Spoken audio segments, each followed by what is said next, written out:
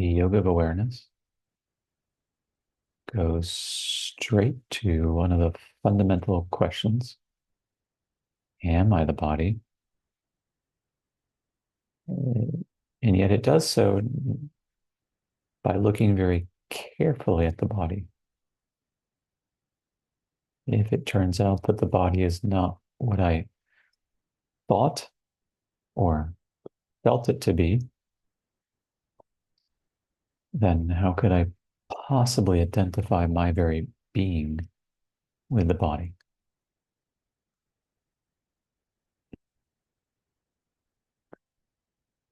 Specifically, the yoga awareness carefully inspects the following. One, physicality, or the superimposition of physical properties upon the life experience of sensing. Two, the superimposition of I, me, my, and mine upon raw sensing. And three, the superimposition of centralization, localization, and limitation upon rippling, vibrating, opening, fresh sensing. And what's revealed through this careful investigation is that sensing has unto itself no physical characteristics. It's not, for example, hard, dense, and solid. It's not, in fact, a gross, i.e., physical object.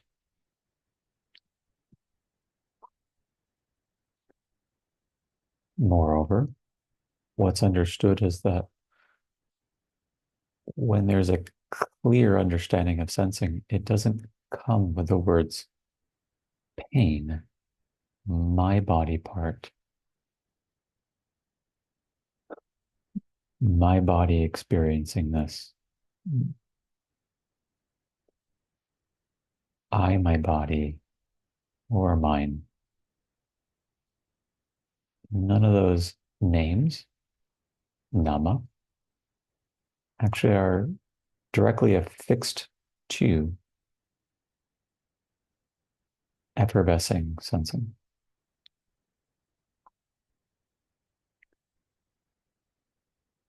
And what's slowly revealed, not the least through expansion style meditations, is that sensing is not centralized, not localized, and not limited.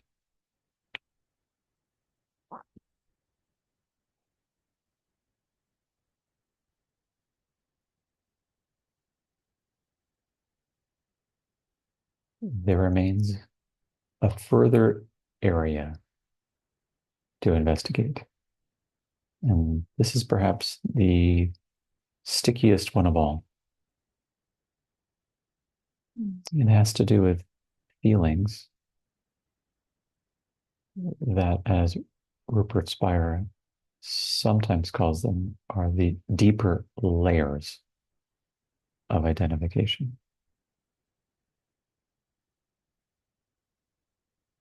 It can seem as if over the course of years, or if you're open to the proposal, lifetimes, many feelings are somehow held onto, and they seem to give rise to the belief and emotive response according to which I am the body, or I am inside the body.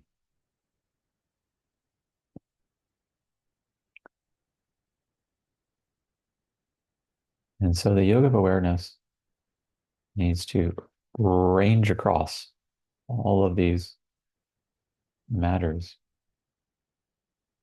in order to allow us to see very clearly that what seemed to be the case is not the case. Today, we begin our investigation in particular of these deeper layers of feelings.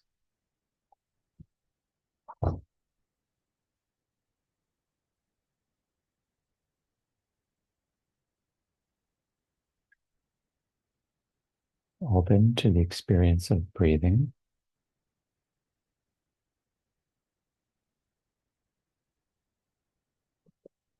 When asked about pranayama, Sri Ramana Maharshi would simply say, and would often simply say, just breathe naturally.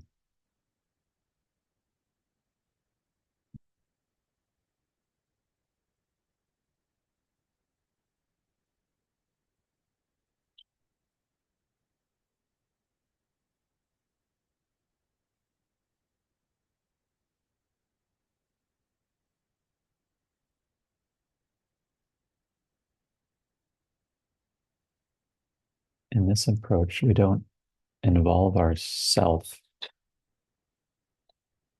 with any attempts to modify, tweak, change, or revise the contents of objective experience. Simply put, we just let breathing be, unfold, unfurl, or flow.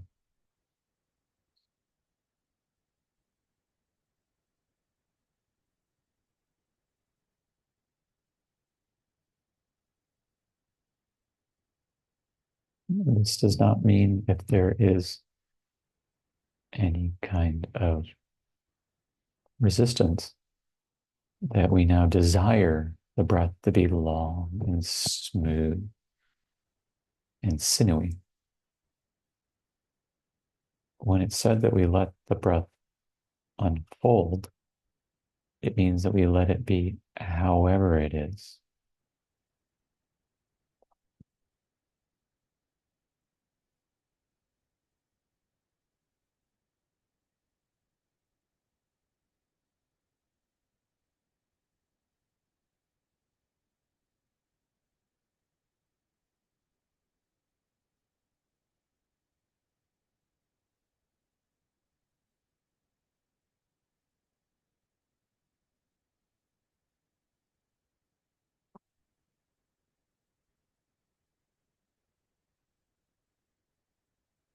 Moreover, in this direct path approach,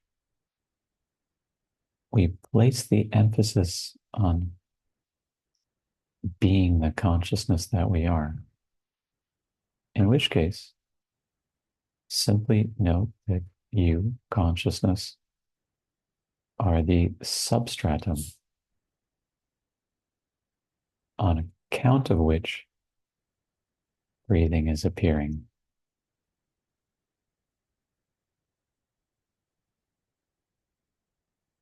You are that which is underneath, as it were, and supports the course of breathing, and you remain when one breath comes to an end and before another breath begins.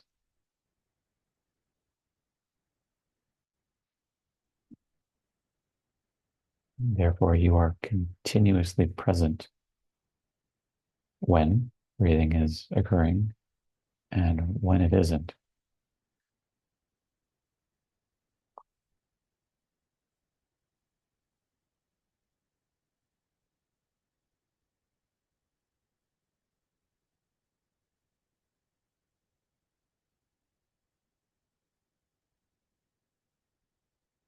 Furthermore, just gently take note of the fact that you, consciousness, or the substratum, do not change, even as breathing, that is, sensing, changes.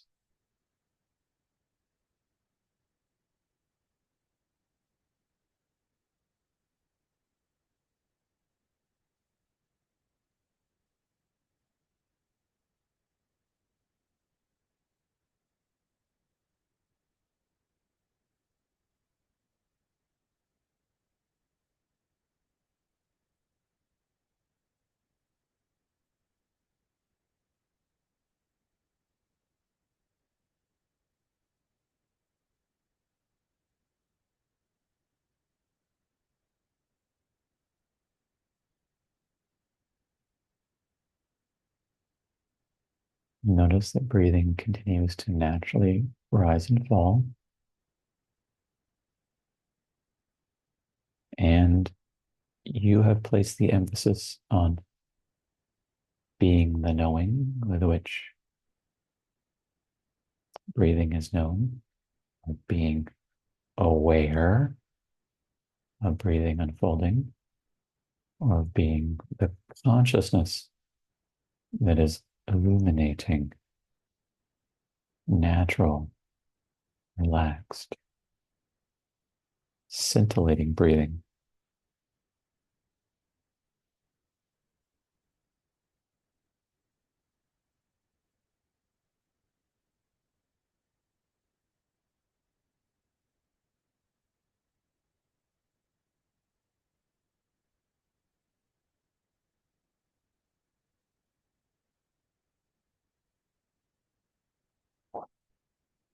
If occasionally a doubt arises and says, I do not know whether I have placed the accent mark on consciousness or on the objective experience of breathing, just allow that doubt to subside, knowing full well that you are aware of it. Nothing special is required in order to be knowingly conscious of objective experiencing. It's very natural, very restful, very clear. It's just a soft, slight quote change in the angle of your approach.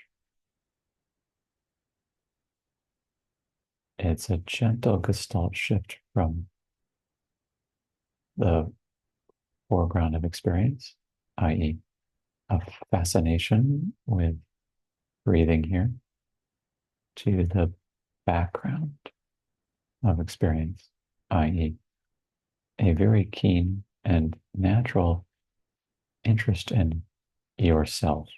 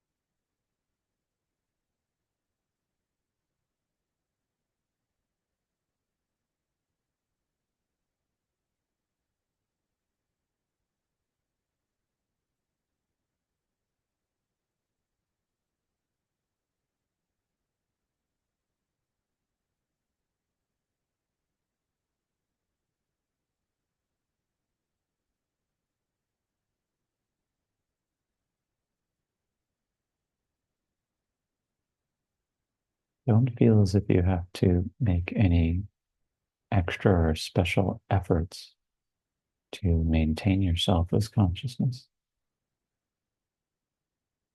Don't feel as if the mind has to be an instrument that holds fast to consciousness.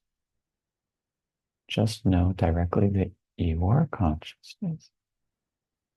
And as consciousness, you naturally illuminate the experience of breathing.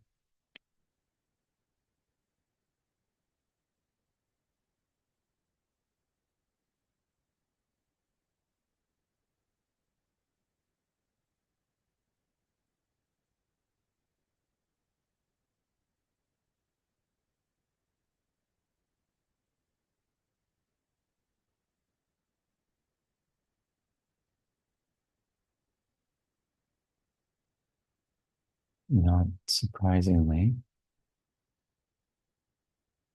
however you stand, in this case, as consciousness, is confirmed in your experience, generally understood.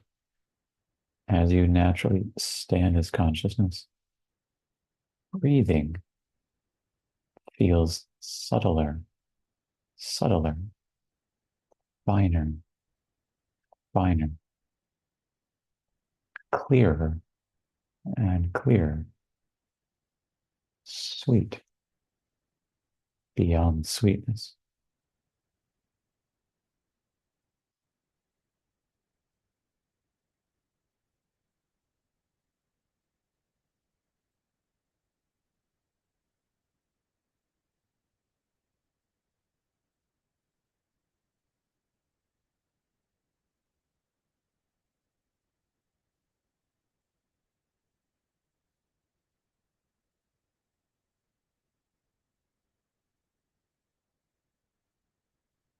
You can understand effortlessly as consciousness, open to the total body sensation. By total body sensation, I mean this quivering,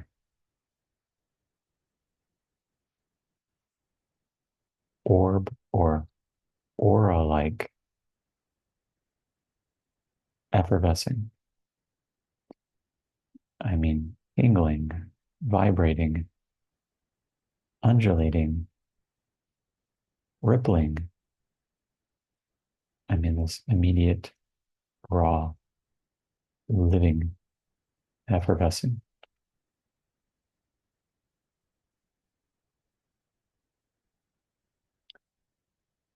And drop the names body, total, and orb like shape, and simply open to sensing.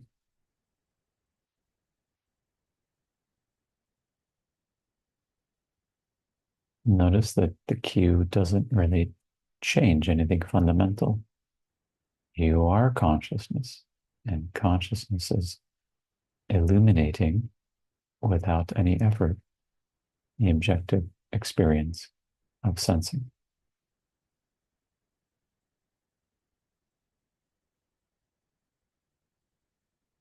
Without effort, without desire, without resistance.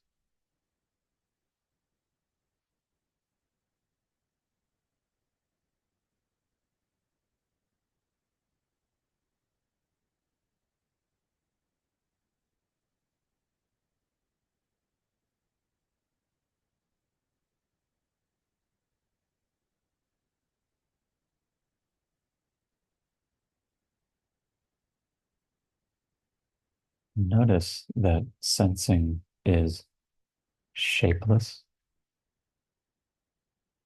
sizeless, and perhaps not localized, or in any case, not so easily localized. There is a hint of, a natural hint of here-ness. You have no sense of sensing taking place on some kind of map without any memories or thoughts. Sensing seems to simply be floating here while it's illuminated without effort by consciousness.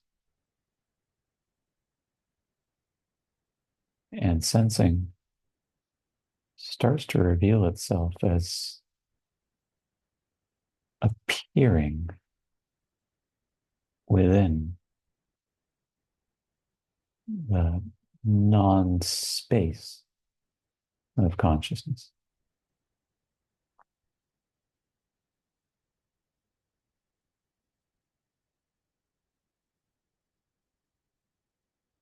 By non space is meant the intimacy or stunning closeness of consciousness.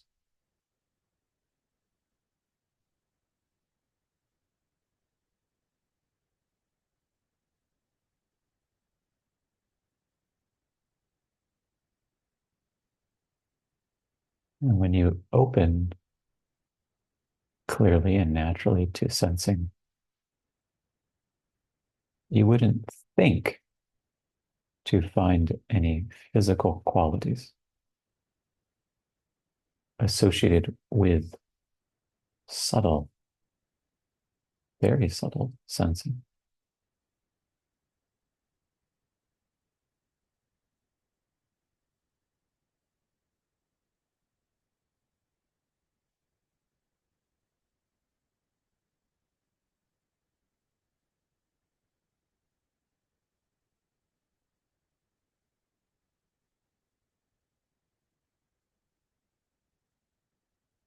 Now, visualize a cylinder that's surrounding the body, understood physically. Just allow this visualization, this north-south cylindrical shape that is larger than the visualized physical body. Then visualize an energy ball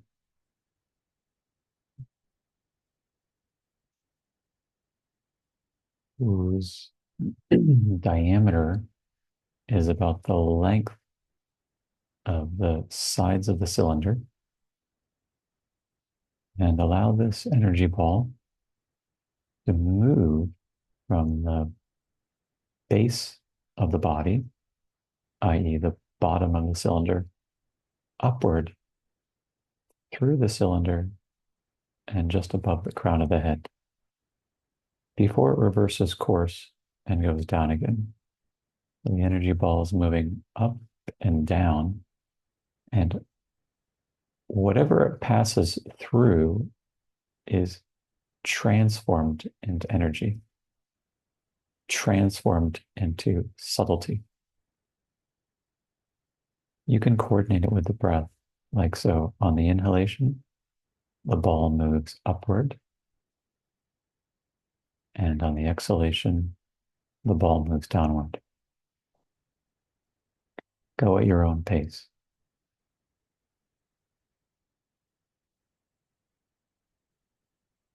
Knowing full well that you are the awareness that's attending to this objective experience.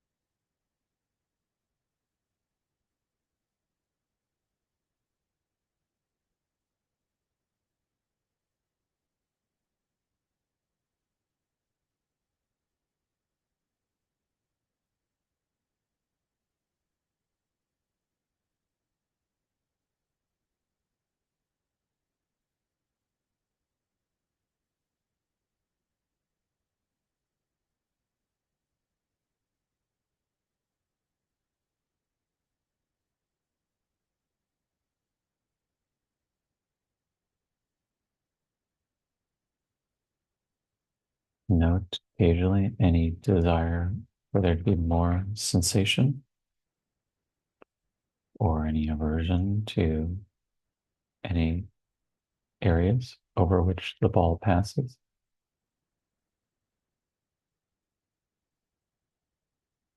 And simply allow experiencing to be, however it is.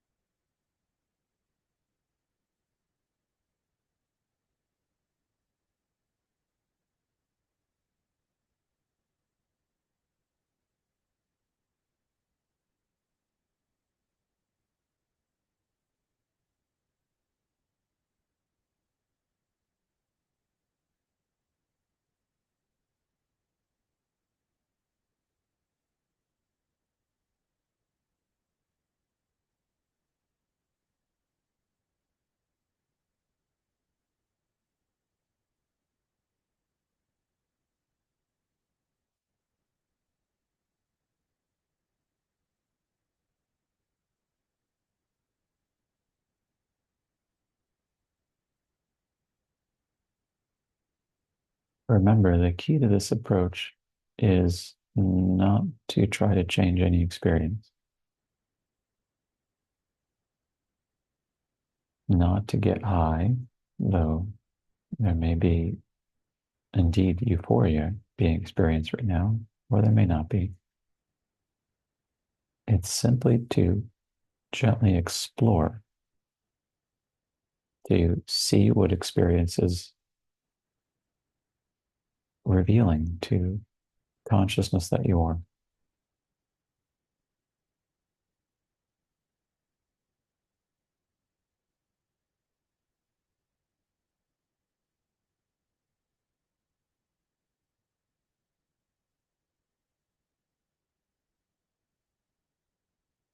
So if there are any non-ordinary states or very pleasant or perhaps very unpleasant experiences, you simply know that you are that which knows this experience or this state.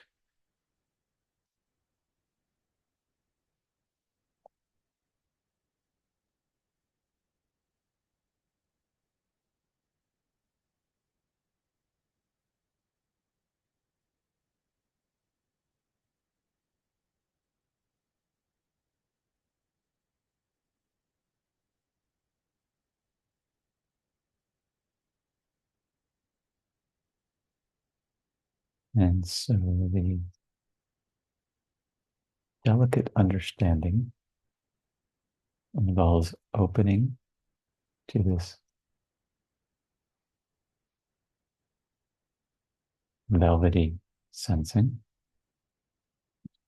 without being engrossed in it. Hereby, we are reversing the process of engrossment or fascination with the contents of objective experience. Objective experiences don't need to go away in order for us to reverse this process. Rather, they're very helpful pointers to the consciousness that we are, the consciousness that is illuminating, for example, this energy ball's very movements.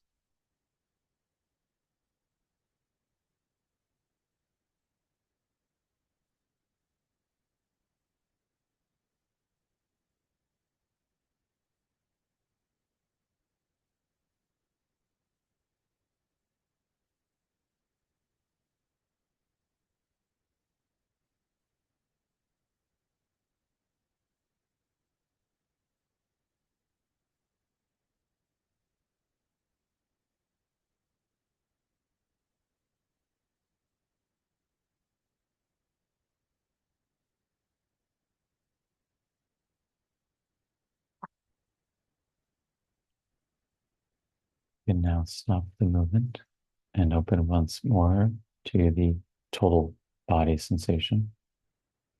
That is to pure sensing.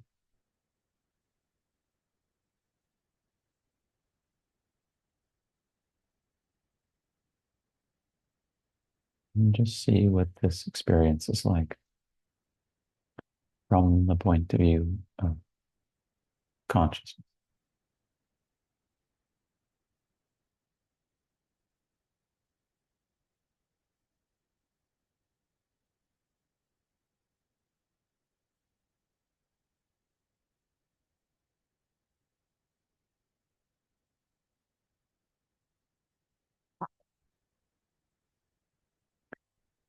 And now ready to begin our exploration of feelings. To begin with, slowly perform a body scan with the view to discovering where there are places that feel as if they are stuck or sticky or dense. And you'll start, for example, at the crown of the head, and you'll slowly paint your attention down the body all the way to the tips of the toes. And en route, you'll simply take out your notebook, as it were, and jot down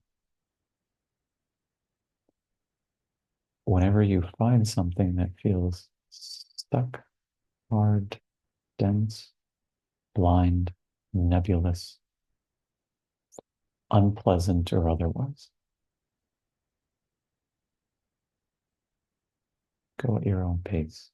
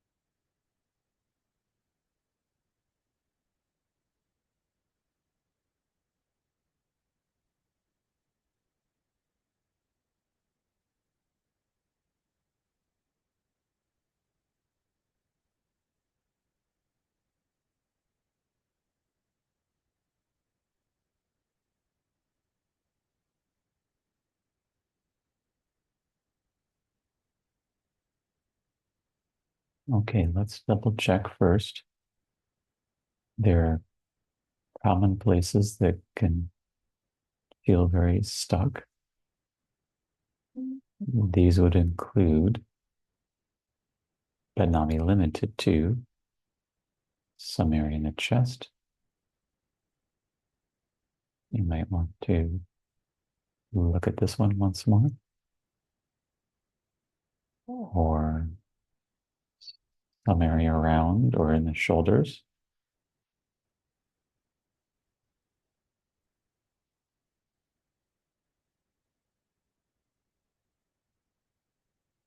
or the solar plexus,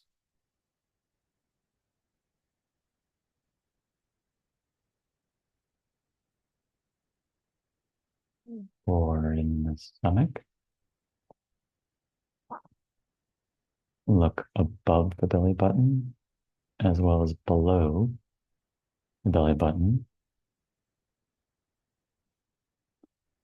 or some area in the pelvic floor and the perineum.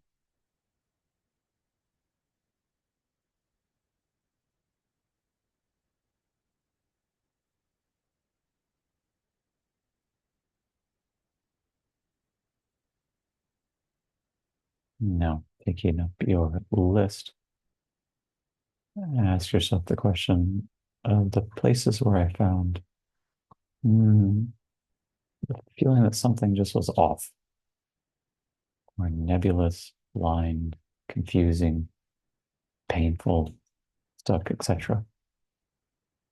Which of these places seems the most potent or vivid or stuck?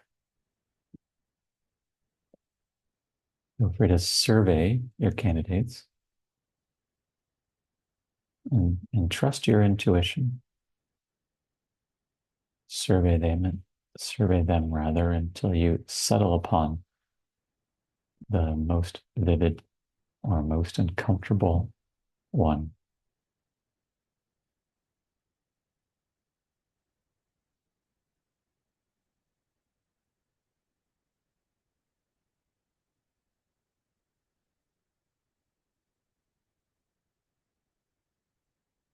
You can't do it wrong. Whatever you come to is just fine.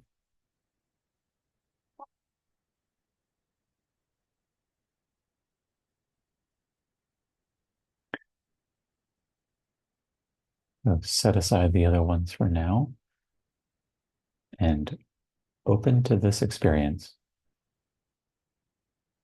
one that we will say provisionally is inside the body.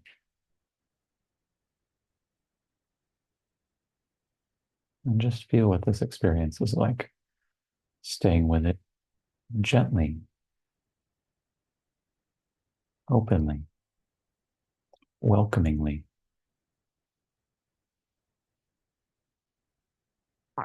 While noticing any attempt to turn away or to take a trip away from this experience.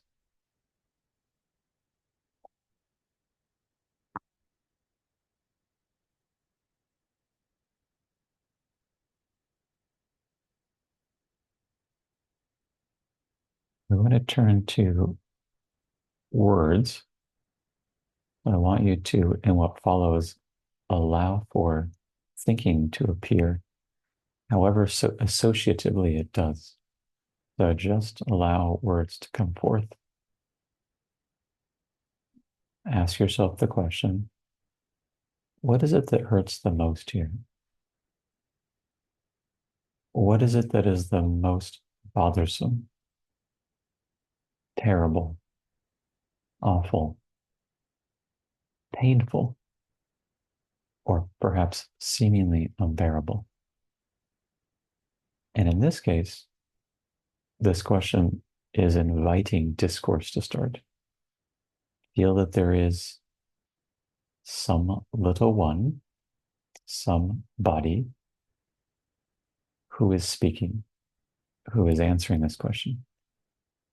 And now you are simply the listening.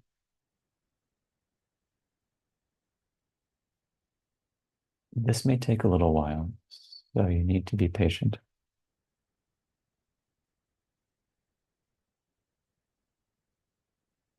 Do not feel that it has to be one word or two, though that would be fine. Maybe there are all sorts of words. Just let this one speak about hurt, pain, unbearableness, discomfort, etc.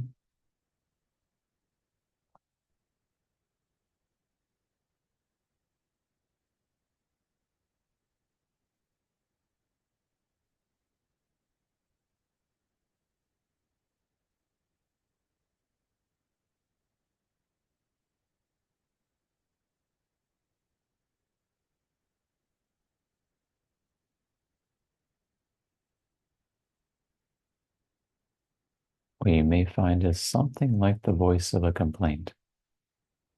I don't like this. I hate it when people do that. There are no judgments here. That's precisely as it is supposed to be. Just let the voice speak without being censored, without there being the voice of reason speaking over it. Set aside all other voices and simply allow this voice to be heard. It's as if you're tuning into the precise radio station. And once you've tuned in and there's no more fuzz, you just hear someone talking. That's exactly right.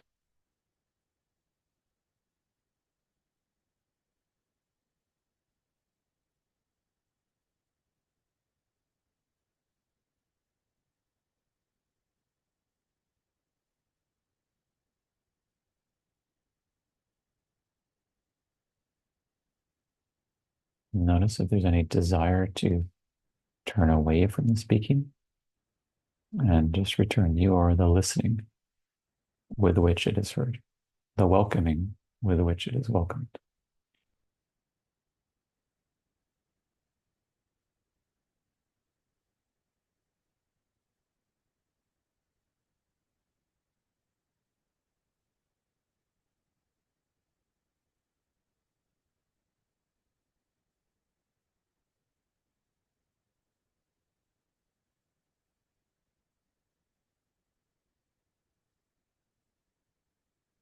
In this case, go ahead and rely upon memory as you return to the recording, so to speak, of what was said. And as you then sift through everything that was said with a view to determining the nature or character of this one. Specifically, this means that the name of this one is I am X. I want you to fill in the X. I am worthless. I am powerless. I am alone. I am unlovable, etc.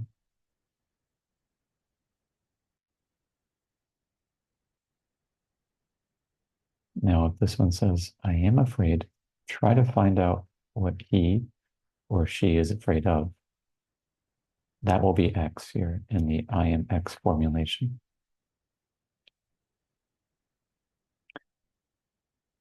Clear, you're not forcing this one into a box. You're simply trying to identify the exact character who is speaking here. What is the name of this character?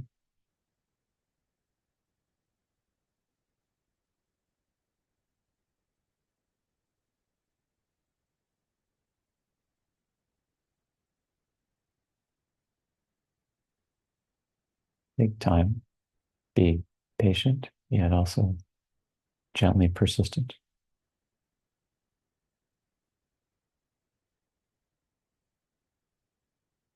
You're looking for clarity, for a natural click into place. Ah, yes, it's this one. Okay. Uh-huh. Of course.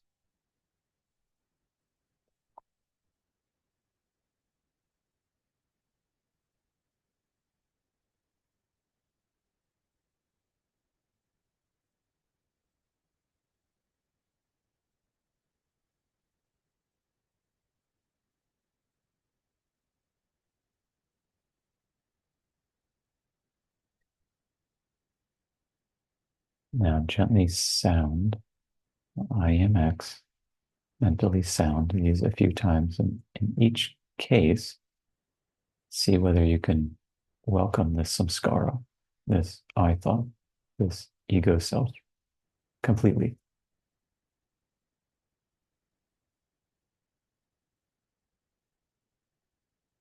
For example, one would mentally sound, I am alone. But the sounding is being welcomed by the awareness that you are. So it'd be, I am alone. Can that be welcomed? And then maybe again, I am alone. And so on. Knowing full well that the accent mark is being placed on being the welcoming with which this sounding is welcomed.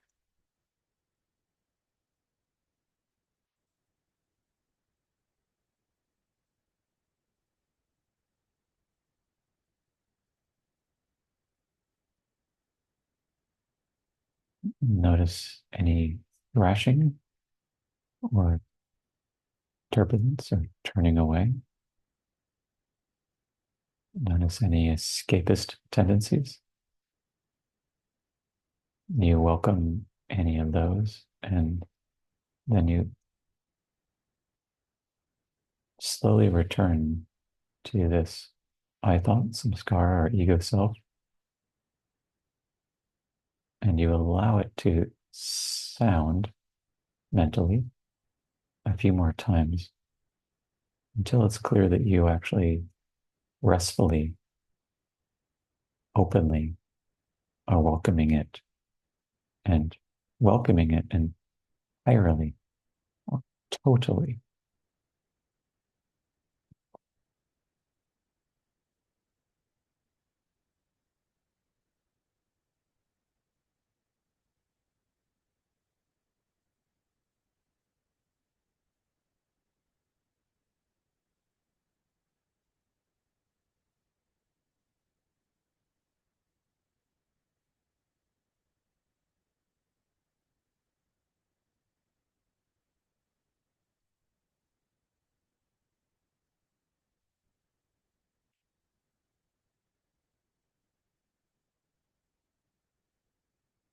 without any end gaining or angling. You will inevitably find that the thoughts are subsiding and that there is a quietness at the heart of being, of the at the heart of being that you are. And now there may be some sensations, maybe very intense ones in that particular area inside the body, or some dull ones, or barely perceptible ones. Who knows? Open to these sensations.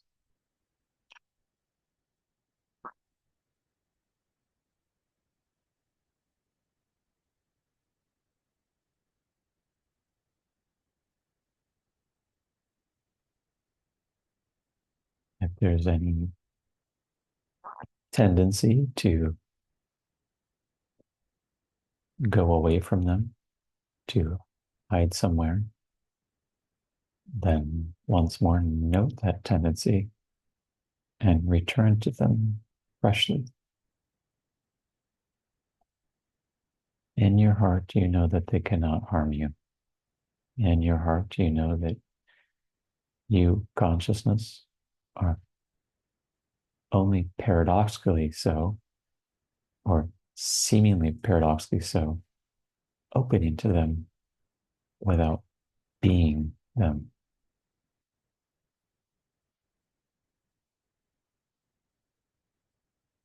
You are completely vulnerable to them, and yet you are untouched by them. Know this.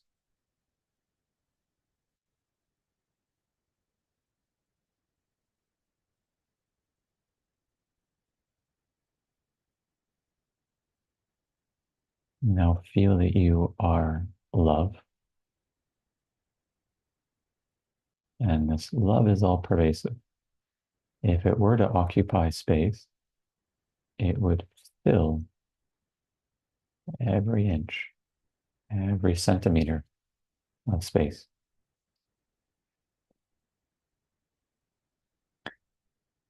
And somewhere inside of this space, there are sensations of the sort we've been exploring. Allow these sensations to be offered up to the loving space that you are. And then feel in turn that love slowly infiltrates sensations with the love that it is. It's natural to syncopate this meditation with the breath, or to synchronize the offering and the receiving with the breath.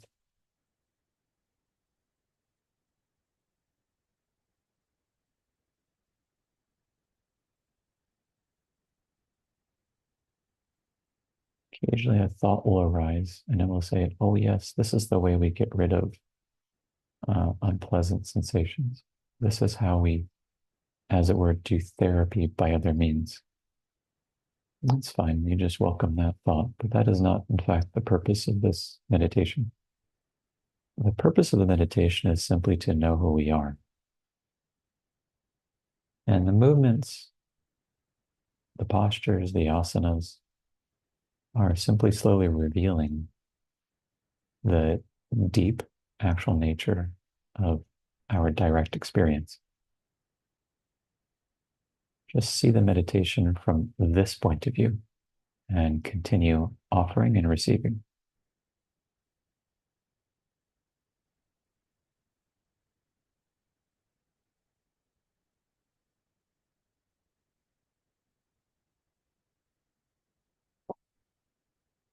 Offering and receiving innocently.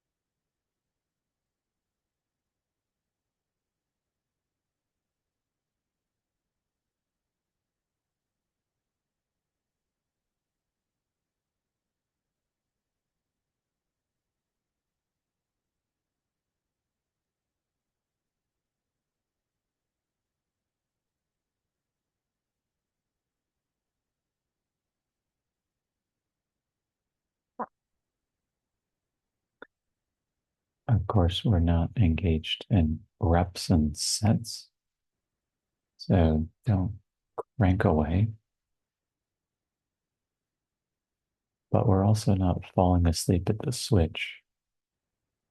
It's a very gentle, luminous awareness that's shining forth on this rhythmical movement.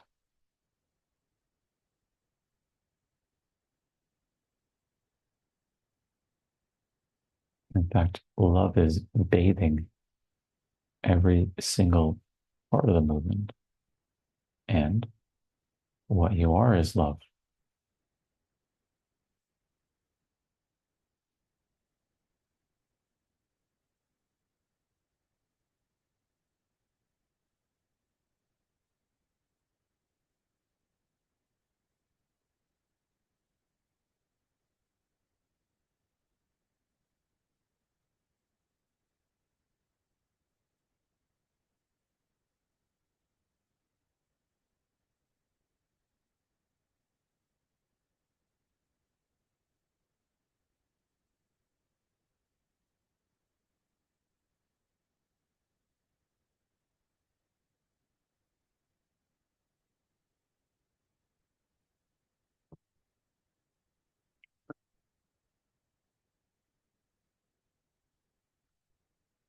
You can stop this particular movement and momentarily open to the total sensation.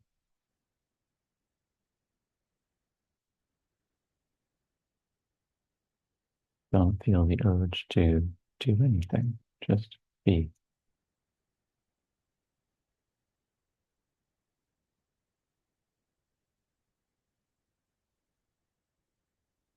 And if there's anything that starts to creep up as far as tension is concerned, this particular asana is an invitation, implicit or explicit, to let that weight fall away. For instance, there may have been some creeping up of tension in the shoulders or the eyes or eye sockets, the mouth, etc. At this point in meditation, you can gently let all that weight fall away, or in any case, invite it to do so.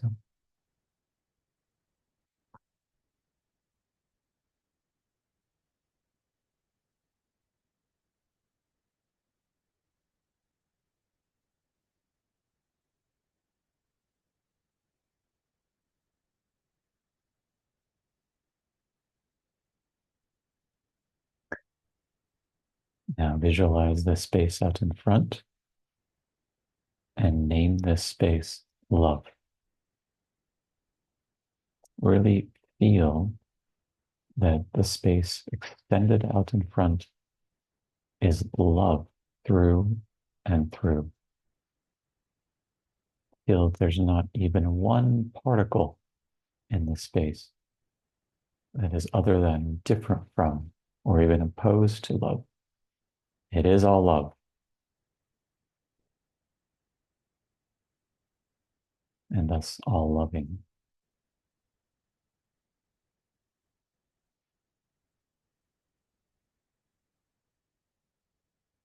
In this case, then, surrender to love as it starts to pass very naturally inside of sensing through the front. The emphasis is on receiving, surrendering, opening, relaxing, falling.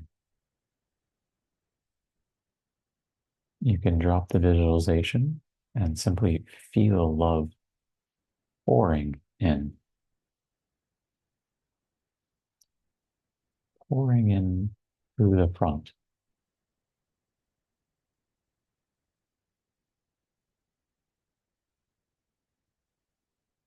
You feel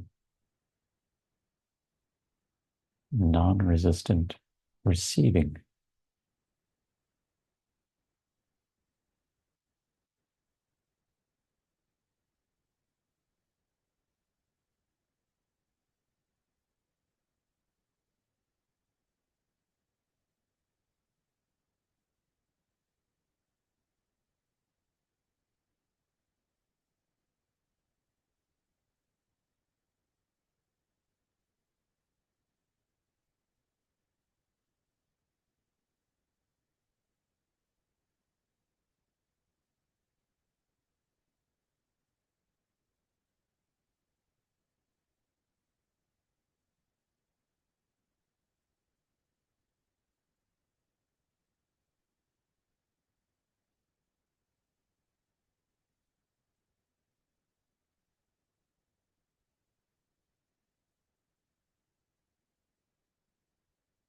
And now visualize the space behind the back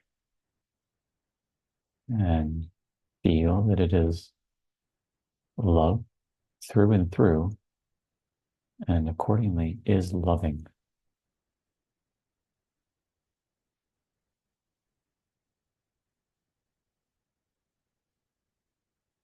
Then totally accept, completely allow love to pour itself through the back and to fill up, sensing with love.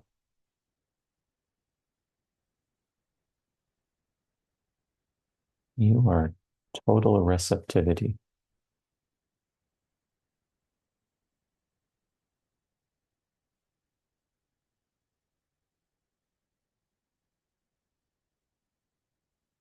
And if there's any resistance, that's okay. Just note and welcome the resistance and see whether it's possible to return to being receptivity.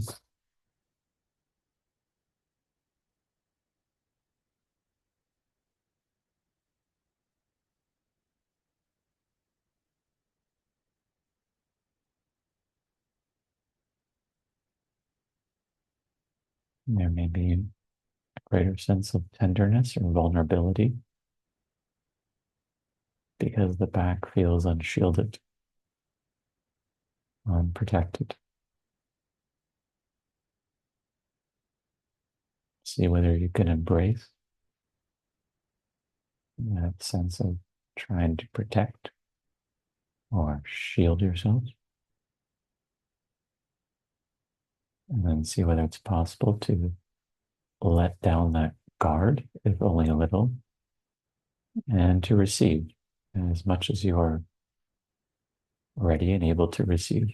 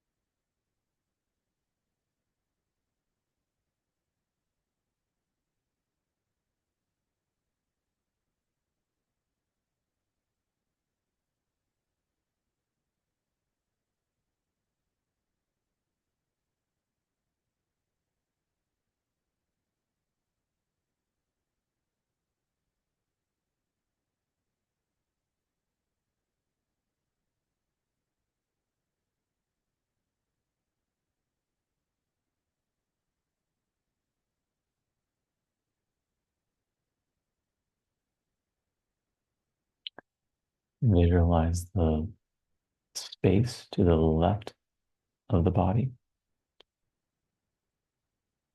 and name it love.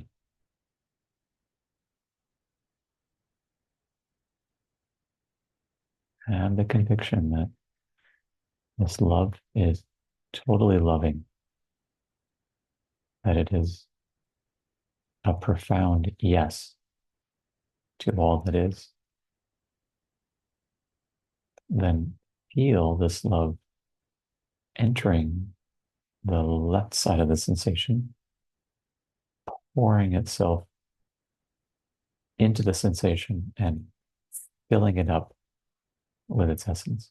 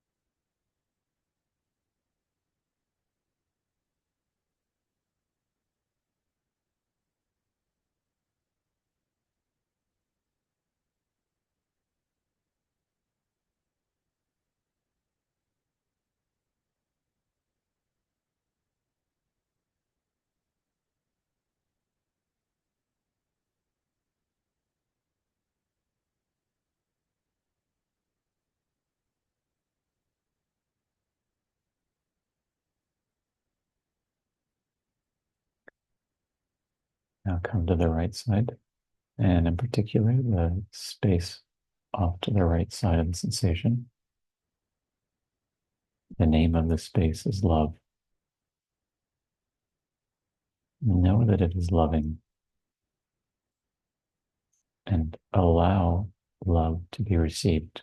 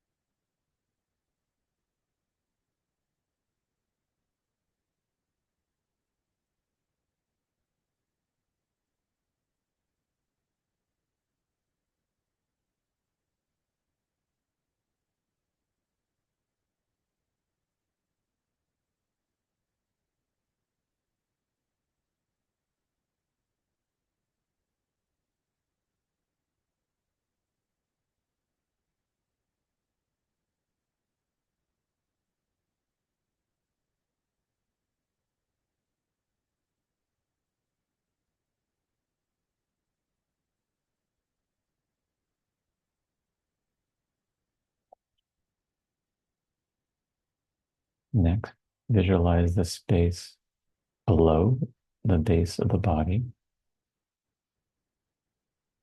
This may seem harder, so swap out the concept earth with the concept air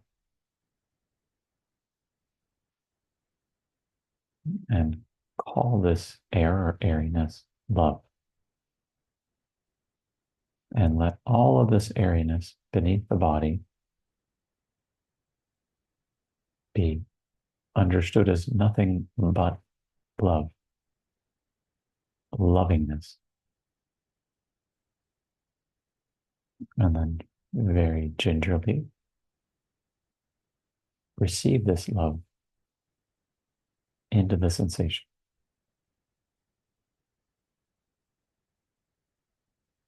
allowing all the sensation to be filled up with love.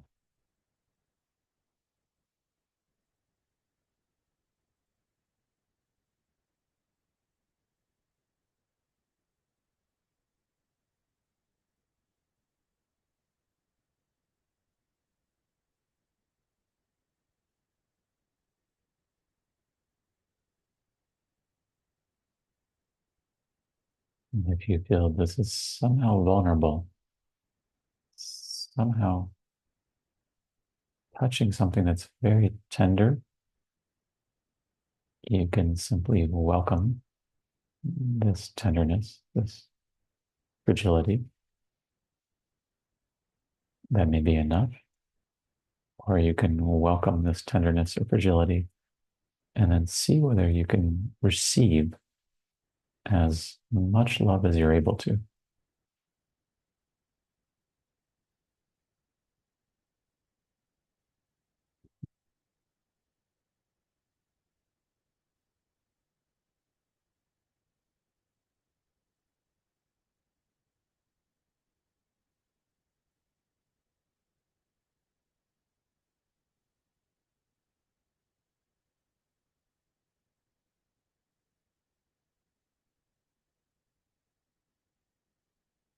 Finally, visualize the place or space above the crown of the head.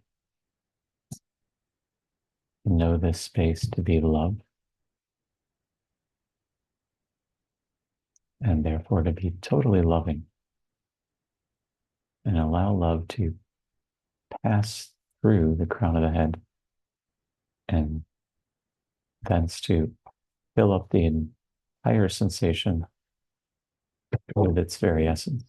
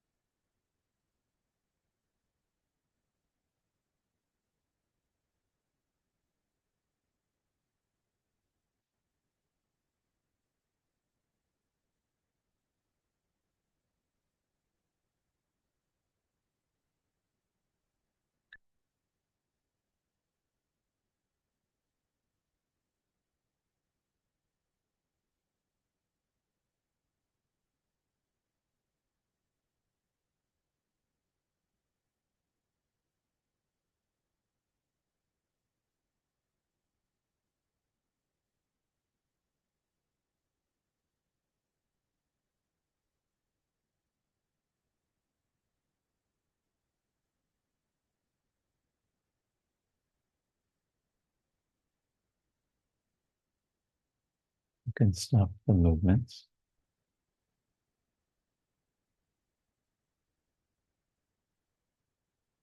Feel that sensing is pervaded by love.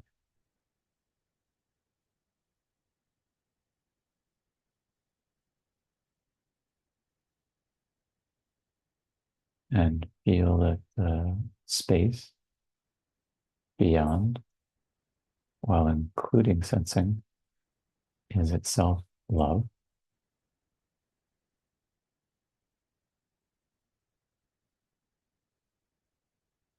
And then notice that there isn't actually a distinction between sensing and loving, a distinction which is offered by thought, no longer makes sense. There is, in fact, in direct experience, only lovingness.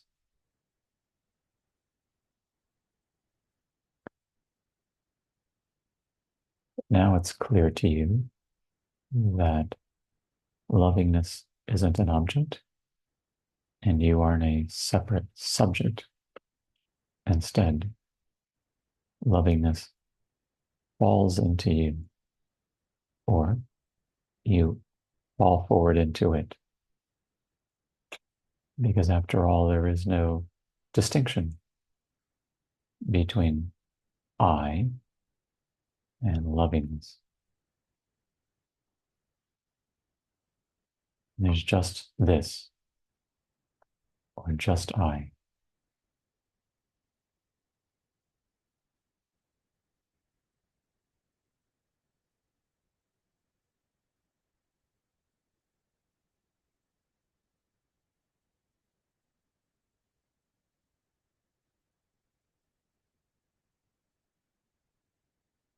Let go even of the names love or lovingness and I, and just be.